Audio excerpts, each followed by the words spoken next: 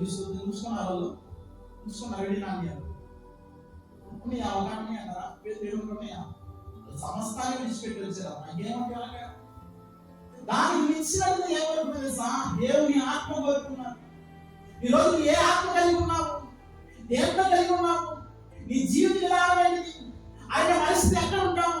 ఇదిగో పేతురు యెహోవా తన జీవితాన్ని త్యాగం చేసి ఇదిగో మాకు కలిగినదే ఏంటి? యేసు నామములో ఆయన ఆత్మ కలిగి లేదనే పుట్టినటువంటి పుట్టివాడు గిగ్గులేశాడంటే ఏది ఆశ్చర్యం, ఎంత అద్భుతం అసలు, ఎంత కార్యం అది.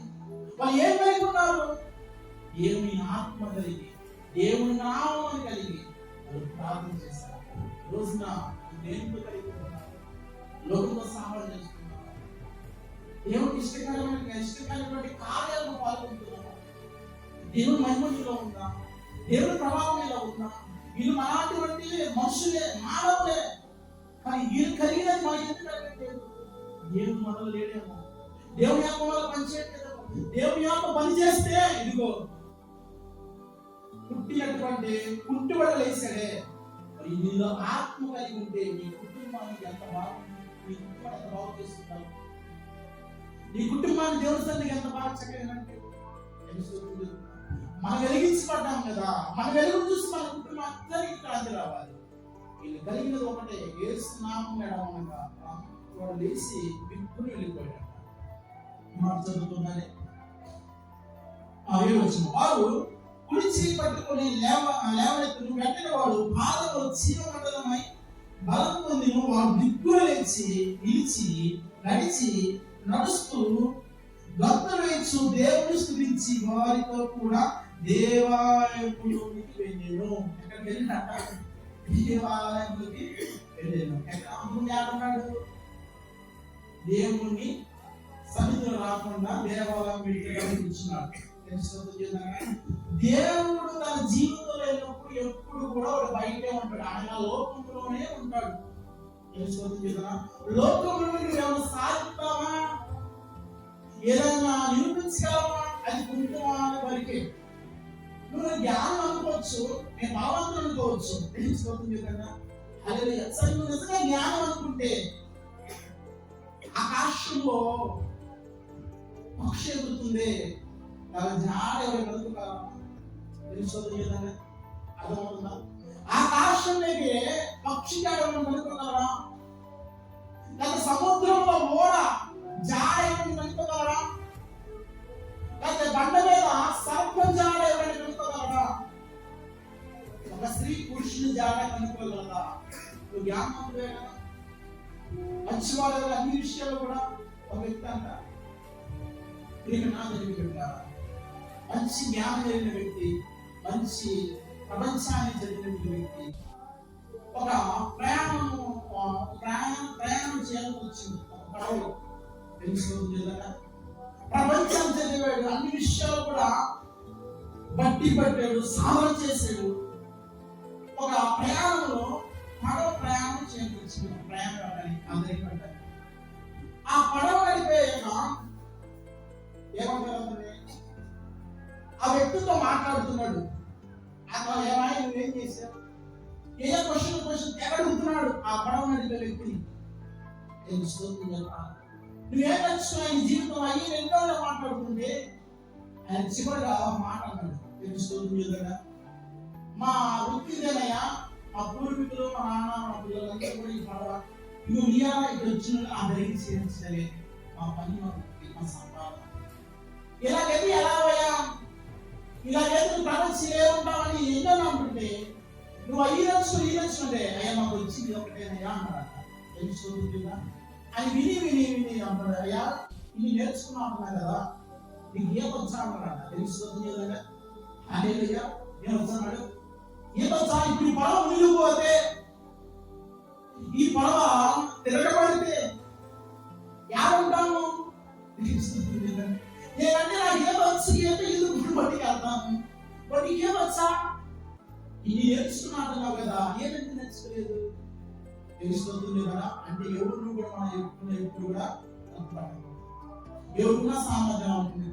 దేవుడు ఎవరికి నివాసం శక్తి వాళ్ళకి ఇస్తాడు, ఎవరికి నివాసమైనటువంటి బలం మనకి ఇస్తాడు. తెలుసుకోవచ్చు ఏదైనా మనం కూడా బలం అనుకుంటాము. 103 జలపాతం మనమే చెప్తాడు.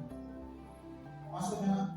నిజంగా యావత్తు ఆకాశంలో తిరిగి పక్షిగాలు సముద్రం తిరిగితే పడవ జాలు తెలుసా?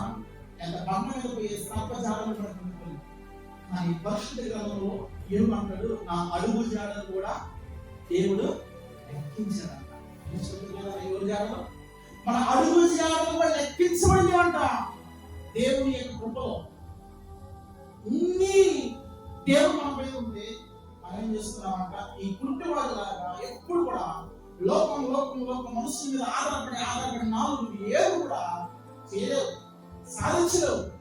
అనుకోవచ్చు ఆ జీవితే నా బ్రతికితే ఇదిగో నేను బ్రతికిన నాలుగు ఈ సుందర కేవలం పెట్టు కూర్చొని వచ్చిపోయేవాళ్ళు అనుకోని నా స్థితి అనుకున్నాడు. నలుగురు మాస్క్ రావాలా, ఆ మాస్క్ వచ్చి నేను దేవుడి సన్నిధిలో కూర్చోడానికి ఎలా ఉండలేదు. మనుషుల మీద ఆధారపడి జీవించి పేతురు ఏమో అదే సమయాన్ని దేవునికి ప్రార్థన చేస్తున్న సమయంలో చూడు, ఇగో మా గారి వెళ్ళి నాన్న ఏం లేదు కానీ యేసు నామములో లే అని చెప్పగా బిడ్డలు లేచి గద్దులు వేసుకుంటూ దేవుణ్ణి స్తుతించారంట. తెలుసుకుంటుండగా మనతో పాటు దేవుని సన్నిధి కూడా వాకుకు వచ్చి మన ఆలోచించుకున్నారు. తెలుసుకుంటుండగా దేవుని బయటకు బాగుపడే జీవితం దేవుని సన్నిధిలో వచ్చిన బాగున్నారు. యేసు నామం కలిగి వాళ్ళు మనకి చేతులు వేసుకుంటూ ఏం చేయాలంట? క్రైస్తవ నిలబడ్డాడు, నడిచాడు, గంతులు వేశాడు, దేవుడు స్తుతించాడు, దేవాలయంలోకి వెళ్ళాడు, దేవుని మహిమగా జీవితాన్ని జీవించాడు. తెలుసుకోలేదా? హల్లెలూయా. కాబట్టి ఇచ్చింది కొద్ది జీవితం, ఎప్పుడు ఉంటామో ఇప్పుడు పోవడం నీటి మీద బ్రత లాంటి జీవితం. కాబట్టి నీకు ఉండగానే ఇల్లు మనం చక్కబెట్టుకుంటాం, మన శక్తి బలం ఉండగానే దేవుడి మీద మనం ఆధారపడే వాళ్ళు నీకు నేను ఉండాలి. దేవుడు ఎంతో ఆశ. ఇప్పుడు ఏమైంది? జీవితం దేవుళ్ళకి వచ్చిన ఈ జీవితం మహిమకరంగా మారింది. ఎప్పుడు భిక్ష ఎత్తుకునేవాడు మందిరం అంటే సుమార దేవాలయం కాడ కూర్చునే వ్యక్తికి దేవుళ్ళకి వచ్చినది ఎంత విలువ వచ్చింది. ఒకప్పుడు అడుగునే భిక్షగాడే దేవుని సన్నిధిలోకి వచ్చింది. ఏదో భిక్షగా కూర్చో అంటానికి ఉందా? రూల్ ఉందా? లేదు. తెలుసుకోవద్దా? ఆయన కృప భిక్ష ఎత్తుకునే వాడికి నీ తక్కువ స్థానం వచ్చిందంటే ఇది దేవుని కృప కదా. తెలుసుకోవద్దు కదా? మనం ఎక్కడికి వెళ్ళినా కూడా మనకంటే అధికారం చేతులు పెట్టుకున్న అవసరం. దేవుని సన్నిధిలోకి వచ్చి నీ పక్కన అడుగుకున్న వాడు కూడా కూర్చున్న కూడా దేవుని కృప అందరినీ. ఇప్పుడు దేవుని సన్నిధిలోకి వెళ్ళాడంట, గంతులు వేసుకుంటూ వెళ్ళాడంట, అందరూ చూస్తున్నారంట. వీడు బయట రాస్తున్నాడు కదా, వీడు పుట్టిన కానిచ్చి కాలేవు కదా, మన మీద భిక్ష వేసింది, మన కాడే కదా అడుగుతుంది, మన వేస్తేనే కదా దొరికింది. వీడు నా పక్కన చూపిస్తున్నాడేంటి?